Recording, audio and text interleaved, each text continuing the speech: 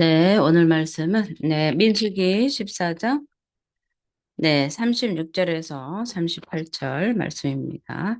민수기 14장 36절에서 38절 말씀입니다. 모세의 보냄을 받고 땅을 정탐하고 들어와서 그 땅을 악평하여 온 회중이 모세를 원망하게 한 사람 곧 그 땅에 대하여 악평한 자들은 여호와 앞에서 재앙으로 죽었고 그 땅을 정탐하러 갔던 사람들 중에서 오직 눈의 아들 여호수아와 여분의 아들 갈렙은 생존하니라. 아멘, 아멘, 아멘. 네, 우리가 계속해서 이 부정적인 이 정탐꾼들에 대해서 하나님의 심판과 또 이스라엘 향한 하나님의 진노를 우리가 계속해서 보고 있습니다. 이 10명의 정탐꾼들은 이 온 이스라엘 백성으로부터 선출된 인정받은 그런 지도자들이었습니다. 하나님께서 약속한 땅에 처음으로 들어가는 이 거룩한 사명을 받은 자들이었죠. 그러나 그들의 임무를 온전히 감당하지 못했습니다. 하나님께서 주시고자 한 그 땅에 들어간 그 감격도 어, 제대로 느끼지 못하고 그 부정적인 보고 한마디를 때문에 그들은 하나님의 신실한 약속을 받지 못하고 불신앙적인 사람으로 하나님 앞에 심판을 받았고 이렇게 이스라엘 역사에 이렇게 부정적인 면으로 기록이 되어 있는 거죠. 하나님은 오늘도 우리를 복음의 일꾼으로 부르십니다. 그리고 세상으로 보내고 계십니다. 그런데 우리는 거룩한 일로 인하여 보냄을 받으신 자들인데도 불구하고 우리가 이 일을 어떻게 감당하고 있는가 오늘 이 말씀을 통해서 우리는 자세히 좀 우리 자신을 돌아보는 그런 계기가 되었으면 합니다. 네. 우리가 이 하나님께서 보냄을 받은 자로서 우리가 충성하고 헌신을 한다면 우리는 정말 우리뿐만 아니라 개인뿐만 아니라 이 축복을 받을 것이고 또 그렇지 않으면 이스라엘이 광야에서 소멸된 것처럼 우리도 다수의 이웃들이 복음을 받지 못하고 어두운 가운데 죽어갈 것입니다. 이스라엘의 온 회장이 이 광야에서 죽임을 당한 그런 것은 이 10명의 불신앙적인 이 정탐자들의 그 믿음 없는 불신앙의 보고 때문이었습니다. 가룟 유다는 사도로서 부름을 받았지만 예수님을 의심함으로 보냄을 받은 자의 일을 감당하지 못함으로 스스로 멸망하였죠. 우리는 누구나 세상에 그 복음을 전파하라고 보낸 하나님의 사명자들입니다. 10명의 정탐꾼처럼 이 불신앙의 자리에 앉아 있지는 않은지 우리를 돌아보면서 이 갈렙과 여호수아처럼 백성들에게 복음의 그 하나님 앞에 백성들에게 소망을 주는 그런 복음의 일꾼이 돼야 됩니다. 이 이스라엘의 정탐꾼 중에 이 10명은요. 보냄을 받아서 약속의 땅을 돌아보다가 중간에 돌아온 자들이 아닙니다. 그들은 가나안 구석구석까지 모았습니다. 오늘 또 저에게 하는 것 같아요. 꼭. 그들은 가나안을 구석구석까지 보았습니다. 그들은 하나님께서 약속하신 땅에 풍요로움을 본 자들이었습니다. 그럼에도 불구하고 그들은 하나님의 거룩한 땅을 악평하여서 백성들로 하여금 죄를 범하게 했죠. 불평의 죄, 원망의 죄. 하나님께서 광야 가운데 이끌어 주신 그 하나님 은혜를 저버리는 그런 불평의 불신의 죄를 짓게 한 것이죠. 그래서 그들은 귀가 있어도 듣지 못하고 눈이 있어도 보지 못하는 그런 수경으로 전락해 버렸습니다. 우리 마찬가지입니다. 우리 중에도 하나님의 그 기적과 축복과 은혜를 받았음에도 불구하고 그 엄청난 축복을 체험함에도 불구하고 하나님을 원망하고 예수님과 성경을 악평하는 사람들이 있습니다. 우리가 더 이상 이 소경된 영혼을 가지고 있어서는 안 되는 것이지요. 덩어리 된 영혼을 버리고 하나님의 은혜를 세상에 나아가 전파하는 하나님의 그런 축복된 자들이 되기를 바랍니다. 하나님의 축복하시면 무엇합니까? 병을 고쳐주면 하나님 주를 위해 살겠습니다. 이렇게 고백하고 다짐하지만 정작 하나님께서 치유해주고 풍요롭게 축복을 해주면 다 세상으로 돌아가는 이들이 너무나 많다는 사실에 정말 때로는 가슴이 아프기도 합니다. 그러나 하나님은 그런 자들까지도 다시 회개하고 돌아오게 원하시는 거죠. 우리의 불감증을 회개하고 하나님께서 주신 그 약속을 감사하면서 하나님께 더욱더 신실함으로 나아가는 저와 여러분이 되시기를 예수 이름으로 축복을 드립니다. 자, 36절을 한번 볼게요. 36절, 7절. 곧 그 땅에 대하여 악평한 자들은 여호와 앞에서 재앙으로 죽었고. 그죠? 이 이스라엘을 원망과 불신앙으로 몰고 간 10명의 정탐꾼들은 많은 사람들이 지켜보는 가운데 죽었습니다. 오늘날 우리가 하나님을 너무나 만홀히 여기고요.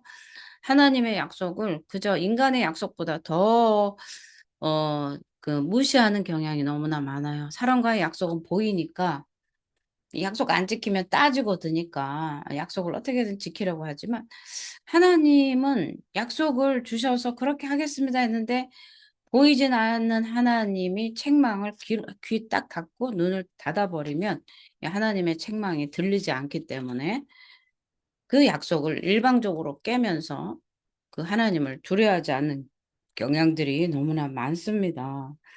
하나님은 죄의 형배를 공개적으로 내리십니다. 모세를 비방하여 하나님의 권위에 도전한 미리암도 문둥병으로 그 고통을 받았습니다.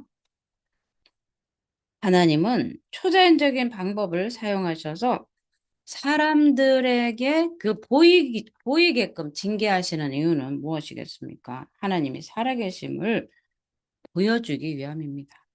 죄의 결과가 얼마나 무서운지 백성들로 하여금 깨닫게 하시기 때문에 백성들이 죄를 범하지 않도록 하려는 하나님의 배려인 것이지요. 그러므로 우리는 하나님을 떠나서 죄를 범하는 것을 두려워할 줄을 알아야 됩니다. 하나님께서 이러한 공개적인 형벌을 율법으로 명령하셨는데 그것은 죄인을 성문 앞으로 끌어내어서 많은 사람이 지켜보는 가운데 돌로 쳐 죽이라 명하신 이유도 그 본보기를 삼으시려고 그러신 것이죠. 많은 사람이 보는 앞에서 심판하심으로 하나님의 공의가 드러나는 것이지요. 우리의 심판도 이와 같이 공개적이어야 합니다. 사적인 징계는 공평하게 심판 내리기 힘든 경우가 많이 있기 때문에 그렇습니다. 그래서 우리는 하나님 앞에서 이스라엘의 10명의 정탐자들이 하나님의 징계하심으로 죽는 모습을 똑똑히 보았습니다. 그렇기 때문에 심판의 두려움으로 인해서 회개한 것이죠. 우리가 이제 교회적으로 개인적으로 회개하며 나가는 이유가 무엇이겠습니까? 이 성경에 기록된 많은 불신앙자들이 하나님 앞에 두려움과 떨림으로 그 죄를 낱낱이 고백하지 않고 하나님 앞에 원망하다가 죽어가는 이러한 역사적인 사건 앞에 우리 자신을 비춰보는 이런 본보기 역할을 우리 민수기에서 하고 있다는 사실입니다. 그리고 지난날에 정말 하나님을 두려워하지 않고 만우리 여겨서 지었던 그 지난날의 죄악들이 얼마나 무섭고 심판의 그 두려움 속에 떨어진다는 그 사실을 알기 때문에 우리는 오늘도 철저히 회개하면서 나가는 것이겠습니다. 또한 하나님께서 이 살아계셔서 역사하고 계심을 실감하였습니다. 하나님의 진노하심을 목격함으로 인해서 그들의 삶이 하나님에게로 돌아오게 되었습니다. 우리는 심판을 받을 때만 여호와 앞에 있는 것이 결코 아닙니다. 하나님께서는 우리의 삶을 지켜보고 계세요. 일어나고 서고 앉고 누워 잠을 하나님은 우리를 감찰하시기 때문에 그렇습니다.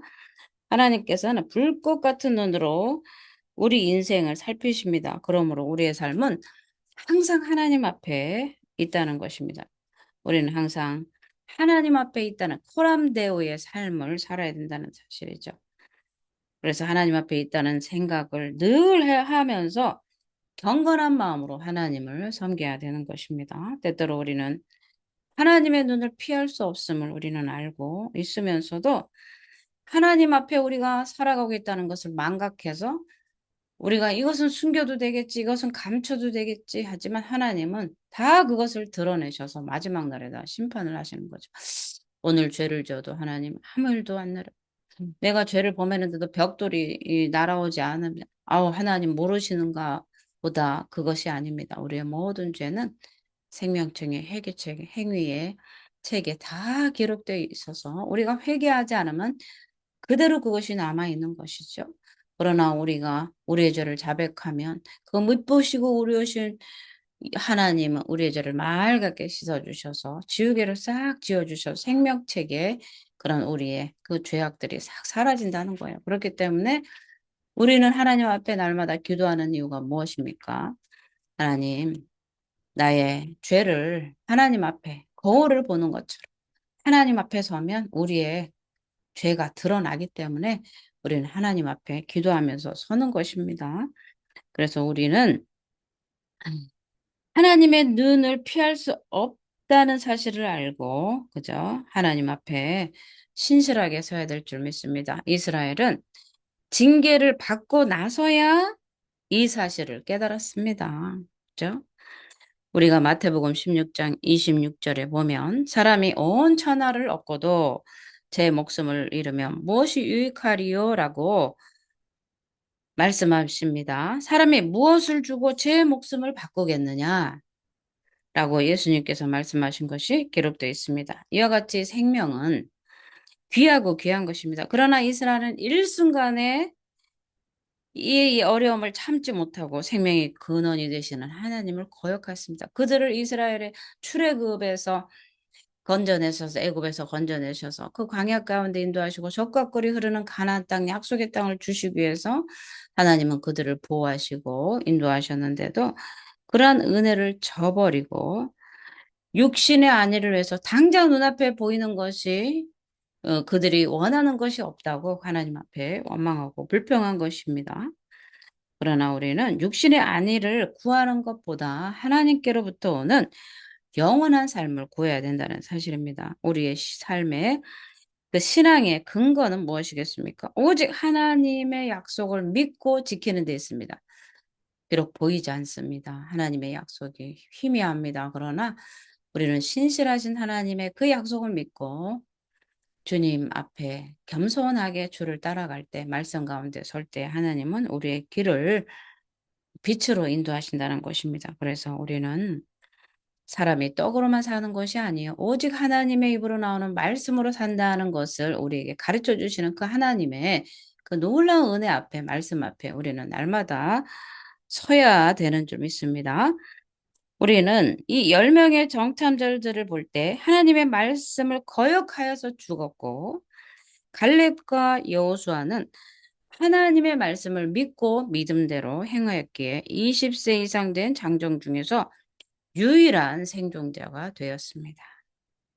하나님을 모신 사람만이 생명이 있습니다. 그러므로 우리는 우리에게 생명을 주신 하나님을 믿고 또 우리에게 생명을 주시기 위해서 보내주신 예수 그리스도를 주로 모심으로 그를 예배함으로써 우리는 생명을 얻을 수 있는 것입니다.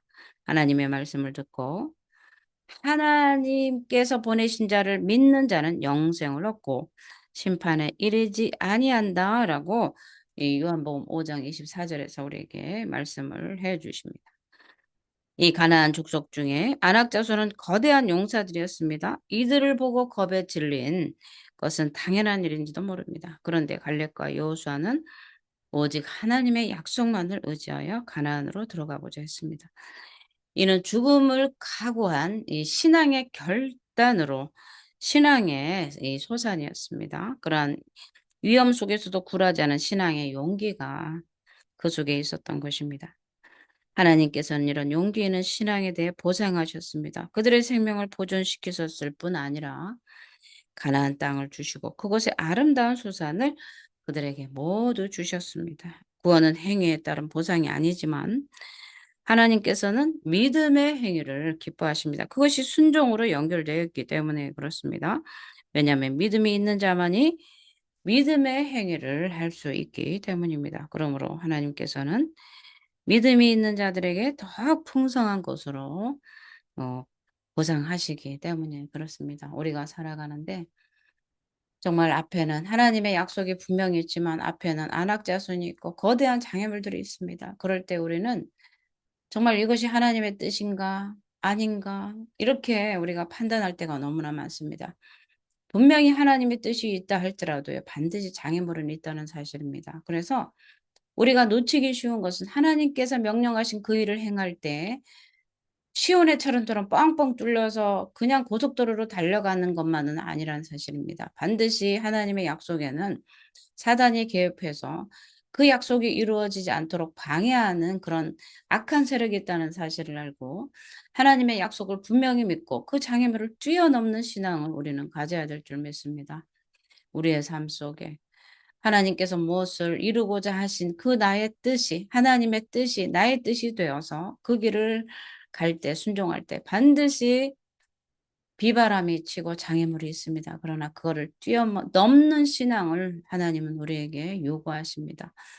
오늘도 하나님께서 우리에게 주신 그 사명을 주셨는데 장애물이 앞으로 계속 가려막일 때 우리는 믿음 안에서 하나님 앞에 기도하면서 그것을 뛰어넘을 때 하나님의 힘과 능력으로 뛰어넘을 때 하나님은 그것을 기뻐하십니다.